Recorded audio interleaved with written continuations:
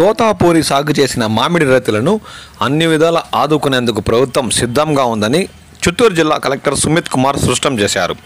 ప్రారంభంలో ధరలు కొంతగా తగ్గాయనే కిలోకు అదనంగా ₹4 చెల్లించడానికి ముందుకొచ్చిందని, దీంతో 200 కోట్ల భారం ప్రభుత్వం పడుతుందని తెలిసినా భరించేందుకు సిద్ధమైందని ఆయన గుర్తు చేశారు.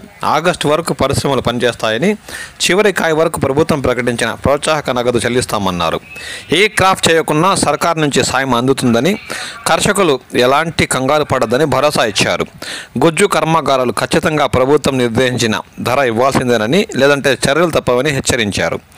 మామిడి ధరల అంశంపై అన్నదాతల్లో ఆందోళన నెలకొన్న నేపథ్యంలో ఆయన గురువారం విలేకరులతో మాట్లాడారు. పరిశ్రమలు, ర్యాంపులు, మామిడి మండీల వద్దకు సరుకు తెచ్చిన రైతులందరి వివరాలు నమోదు చేసుకుంటున్నామని, 2 నెలల్లో వారి బ్యాంకు ఖాతాల్లో నగదు టన్నుకు 4,000 జమ అవుతుందని ఈ సందర్భంగా ఆయన వ్యాఖ్యానించారు. కంపెనీల యజమానులు సైతం త్వరగా డబ్బు చెల్లించాలని ఈ సందర్భంగా వారికి సూచించారు.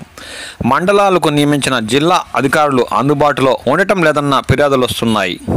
ప్రస్తుతం మామిడి అంశానికే ప్రాధాన్యం ఇస్తుందన ఖచ్చితంగా ఆయా ప్రాంతాల్లో నిధులు నిర్వహించాలని అధికారులు స్పష్టం చేసినట్లు ఈ సందర్భంగా ఆయన పేర్కొన్నారు.